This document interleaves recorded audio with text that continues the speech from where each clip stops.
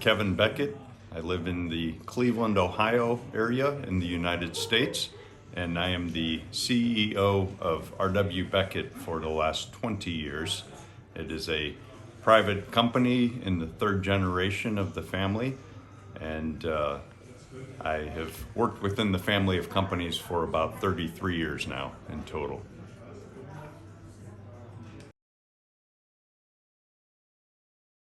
So the R.W. Beckett company makes and designs heating components, so liquid fuel system burners and other related components for the handling of the fuel, and that is our primary business. We also make various control systems related to that as well.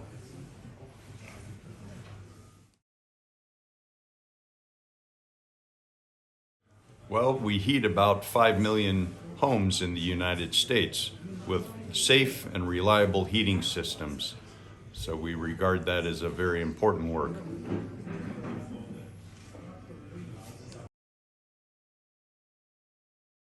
The liquid fuels industry is in a unique situation right now because we can provide the fastest carbon reduction solution for the customers that we currently serve while providing safe and reliable and affordable heat. The liquid fuels industry has renewable fuel solutions that can be easily adapted into the current systems for a very small investment. And so we're very excited to take forward the message about fast carbon reduction options.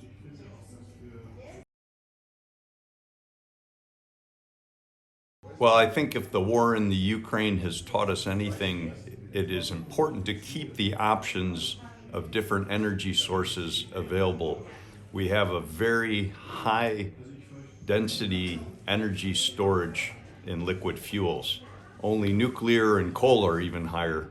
But it's interesting, Tony, because the F-150 Lightning from Ford was a very exciting proposition that you could plug in your home to the truck in your driveway and have some energy. What people don't realize is in a typical U.S. oil storage tank, you have the equivalent of over 100 F-150s of stored energy. So from an energy security standpoint, to have domestically produced renewable fuel stored on site is a great solution.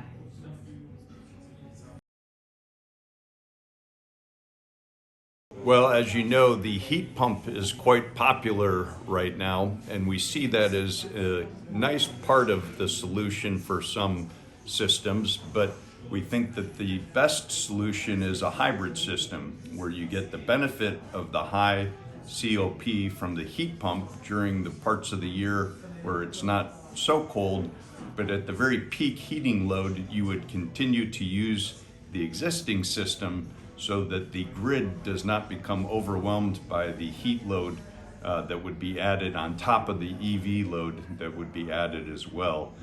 So a hybrid system helps protect the grid, and quite practically, until the grid is fully renewable, the premise that a heat pump is renewable is somewhat false.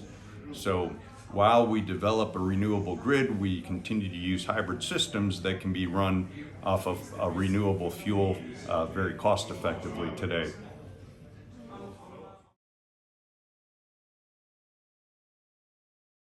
Well, maybe it's just important to add that the government works on behalf of the people, and so the policies need to also protect consumer choice.